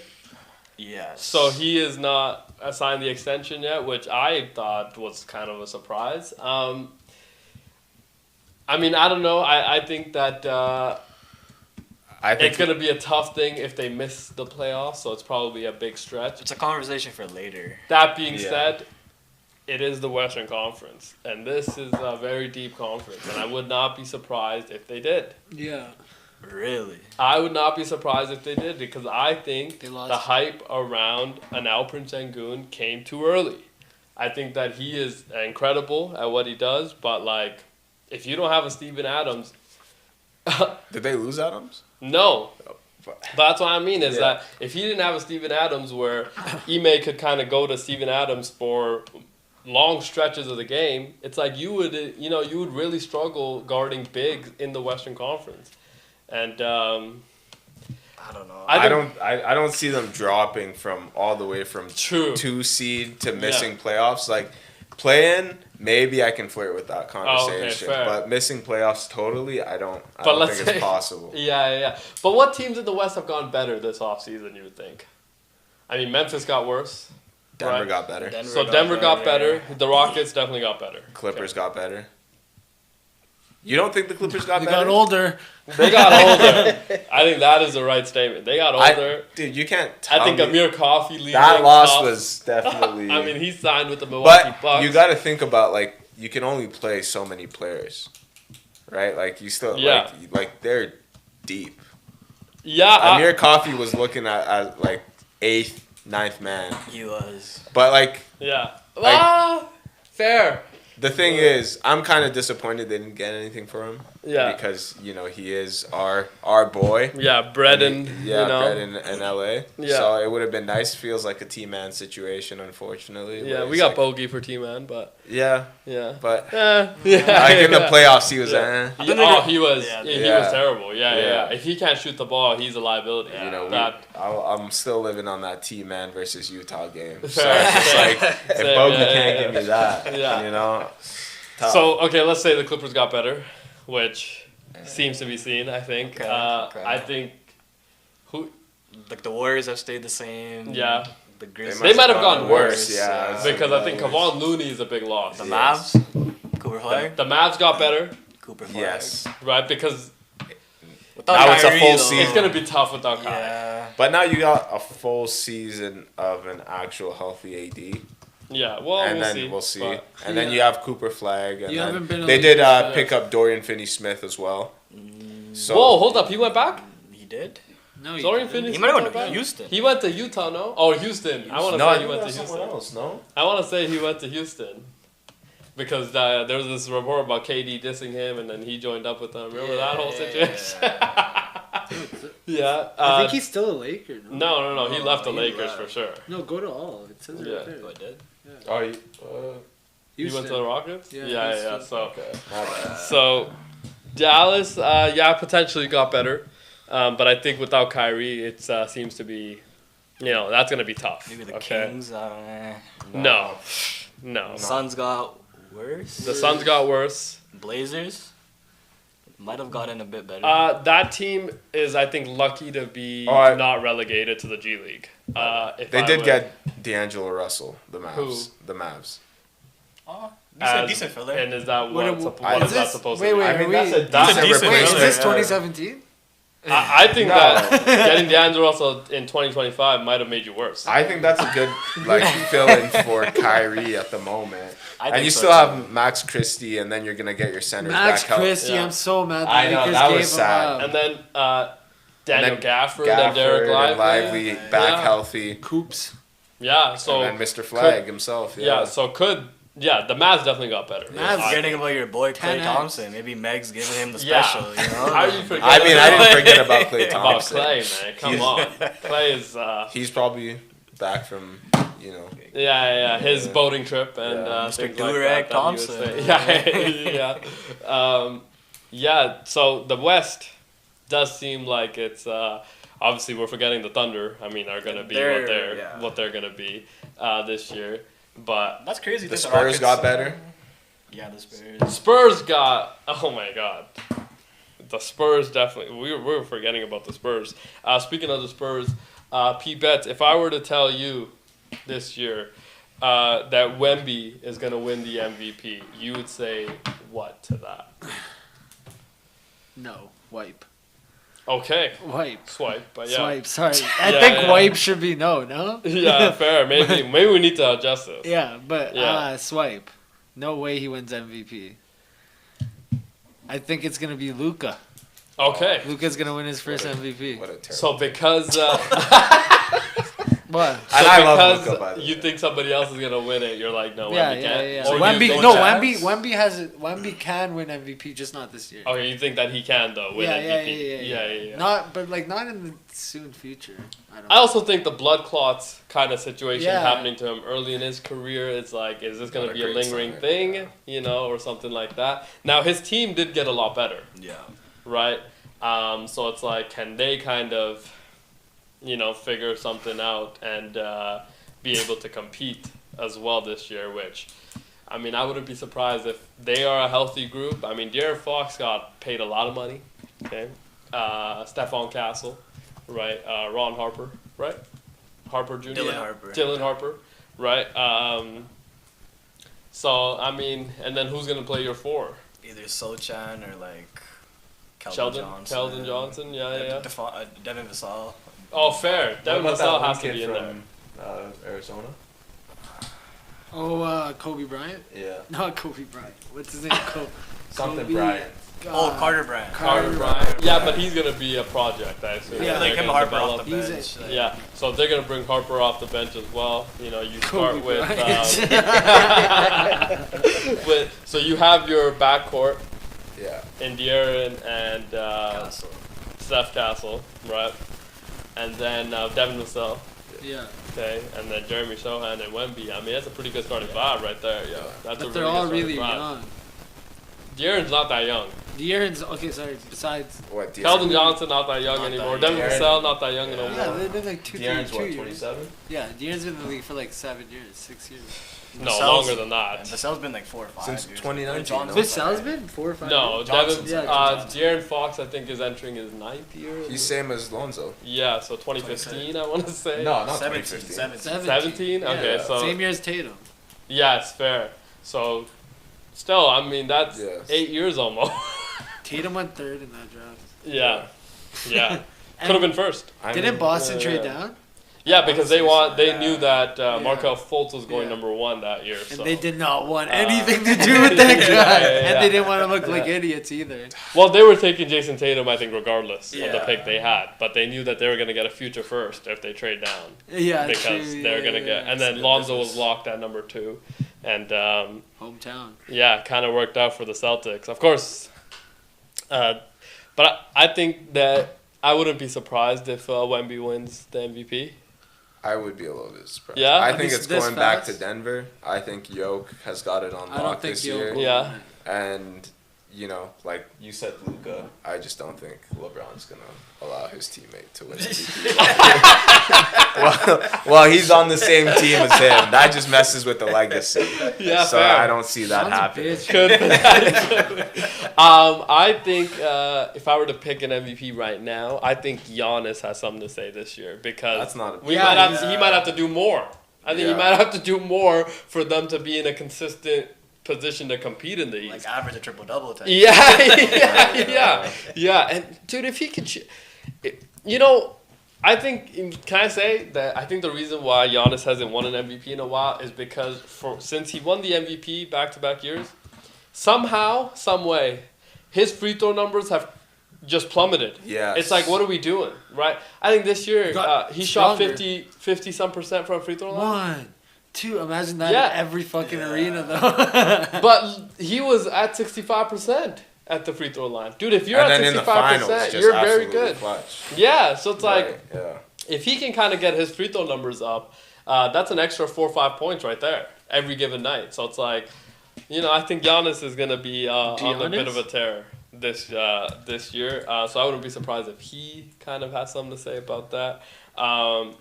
But Wemby, I think Defensive Player of the Year, That's a lock, potentially yes. a That's lock a lock. at that. Is he favorited? He was gonna I win assume. it this past year. Yeah, if he Yeah. didn't get hurt. Yeah, he's a very good defender, Yeah. of course. Now, turning our attention back to the NFL. Nelly G, if I told you that the Lions were going to win the NFC this year, you would say what? The NFC. Now, they were the number 1 seed last year, of course, and have been for 2 years in a row, I want to say. So, I'm gonna say wipe. okay, I've been wiping a lot. fair. You have What's been. that nose? Yeah. You have been. I feel like, I don't know. NFC's kind of D's. Like, you got the Eagles. What? I feel like the Niners are going to be dominant this year as well. Yeah. I feel like the Bucks, even though they've been getting injured, the Yeah. receiving corp, I still think they could maybe win it. Baker's about to get paid. Yeah. It's like, I don't know. I don't think the Lions are good. And they lost how many coaches? 9 coaches. Wow. They lost this offseason. That's gotta be So they might start off a little slow. But you know what happens when you win when you're the number 1 seed back-to-back years, a lot of teams want people in your building, from your building. Yeah. And that's, I mean, what happened with the Eagles, right? Still happened again with the Eagles. Kellen Moore gets the head coaching job in New Orleans. So, happens to happen, right? I mean, Bill Belichick, how many head coaches did he create during his Same as time? like Popovich time. in the NBA. Yeah. How many head coaches did they create, right? So it's like, it does happen when people are in your building, you have some success, you do get plucked. Still wouldn't be surprised if they did win just because of how D's that roster is, especially on the offensive side. Yeah. But, Yeah, I want to say yes, and I would be very hype. But I'm gonna say swipe, just because I think the Eagles are fly. Eagles fly. I mean, I would say in the NFC, the biggest X factor in that entire conference is Saquon Barkley. If you can get what you got from him last year, there is absolutely no reason why you are not gonna have another dominant year. Right? Now they traded for John Mechie. So it's like they're very deep at every position. Yeah, it's crazy. Right. you're not worried about the AJ Brown hamstring concerns? No, I'm not, because I think hamstring and things like that. Like if you give him time to heal, you can still win right now without an AJ, because Jalen Hurts he's gonna win you some games, right? But that's what I mean, is that you can't have an injury to a Saquon Barkley, because now that changes the entire conference, right? Now that changes the situation for Washington, changes situations for Detroit, the Green Bay Packers. It changed, there's so many, the Rams, the Niners, changes that type of situation for everybody. Did you have them winning the division even? The Lions? Yeah. I might have. I went with the Lions, I think, or I know P-Bets might have went with the Packers. I went Packers. Yeah. So, me and Muneeb went Lions, we actually. went Lions. And you two went Packers. Yeah. Let's go, Love. Yeah. Jordan has to have a big year. Love hurts. Love does hurt. Love hurts. Yeah. Yeah, but hurts a little bit more. No, that was her ad. That was Jordan's ad. It's kind of sick. Yeah, but the Lions, man, they got a really good offense. Jahmyr Gibbs, RB1 this year, which he wasn't for most of last year, which is kind of absurd. But David Montgomery, Monty was balling, dude. Yes. He was absolutely balling. But have to have a lot of trust in MCDC. He's completely changed that culture, man. Do you remember the same old Lions? I mean, we grew up around the same old Lions. This was a team that found different inventive ways to lose. They invented different ways to lose every week. It was like, what are we doing? You know what I mean? Dan Orlovsky walking in. You know what I mean? It's like 0-16 years every year, felt like. I'm like, dude, if you win 2 games, it was like a parade in Detroit. Debo's back. Did you guys see this? I didn't know. Debo, 19-yard gain off a little... yeah, they're playing... Washington's playing... Yeah, they're getting smoked. Who today? Bengals. Yeah, the Cincinnati Bengals. So, but... Yeah, the Lions, I mean, I think that they, I'm going to say no, but would suck if they didn't. Because it's like, now we've had this team for 4 years. It's like, what do we... Windows closed. Yeah, it's like, what do we do? They're approaching the Bills situation. Well, last year, it was different because Aiden Hutchinson broke his leg. I was watching that game. Yeah, no, I think most of America... It was a primetime game, I want to say. Mm-hmm. Yeah, broke his leg, dude. They were winning by like 40. And at the time, he was the Defensive Player of the Year candidate. Like, he was the front runner for No, I think he needed a sack that game. Yeah, that was a late season game. Yeah, so it was one of that incentive. Yeah, something like that. Yeah, it was just so them having him fully healthy. If they can make maybe a mid-season acquisition or maybe a Trey Hendrickson, Could be a tough team. Oh my God, them together. That would push them over. Like that would take them over the hump. I feel. Yeah, I do think so too. Because I think the real question is maybe that side of the ball. Now they're Brandon Branch and Kirby Joseph, obviously at safety. They've played really, really well. So their defense, linebacker Alex Anzalone, he's played really, really well. So, I mean, defense is still really good. MCDC has them, but you lose Aaron Glenn, defensive coordinator to New York, offensive coordinator to Chicago. How do you replace those guys within a year? Within one offseason, how do you completely change, It does take time. So I think that their window might be a little bit longer, but it's like everybody in the NFC is also getting better. Right? Everybody in the NFC is also trying to get better. So, that's okay. It's all kind of how that game played out. Cool. Let's get out of here. Great Monday show today, guys. Great energy for Monday. We'll be back tomorrow with more. How many days left to the college football season? This Saturday? Yeah, this right. one week. Yeah, so that's 6 days. 6 days. 6 days left in the college football season. Is it 6 days? 4 days. Isn't it 5 days? It depends on how you count. It depends. Like, is today done? Yeah, today's done. Okay, then it's fine. We got 4 days, 14 hours. I think today's not done yet. How much? 4 days, 14 hours. So even if I count today, it's still 5 days. Oh no, that's Friday then. Okay.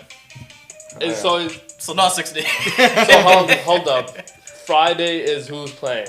Ohio State, Texas. No. When is that? Ohio State. That's Saturday. Because you remember last year there was this whole situation about week 0. Yeah, there's week 0 this year too. What are we doing? I know. We can't just start on week 1? Yeah, like always about the money with these guys. The week 0 game was incredible though. In Ireland last year, right? Georgia Tech and I'm forgetting who played in Ireland. Was it Georgia Tech, Georgia? No, I want to say Notre Dame. Notre Dame. Notre Dame. Notre Dame? Yeah, Notre Dame was in Ireland. I remember that because it was so sick that the Fighting Irish was in Ireland. Yeah, again, dude, what a great game that was. Yeah. So, sorry, who's playing on Friday? No game Friday. Okay, Saturday's the first game. Yeah, Saturday. 10 a.m. Mountain Time, Iowa State against Kansas That's State. week. Yeah, that's week 0. 0. The first game's like in September. So saying week 1. Well, that's week 0. Yeah, that's week 0. That's week 0. That's Iowa State and who's sorry? Kansas State. Yeah. Where is the Ohio State University? Yeah, when are they playing? Oh, right Texas? here. They're playing Saturday, August 30th. Okay, still pretty close, I think. Oh my God, it's too far. Yeah.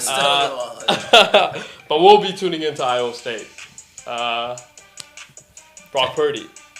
I want to say Brock Purdy, Yeah. Tyrese Halliburton. Brock Purdy and Tyrese Halliburton. Caitlin. That was Iowa, but Close enough. yeah, Same but shit. heated rivalry. But Scissoring. yeah, we'll tune in for that. Don't ever say that again. We'll be back tomorrow at 6 p.m. See you then.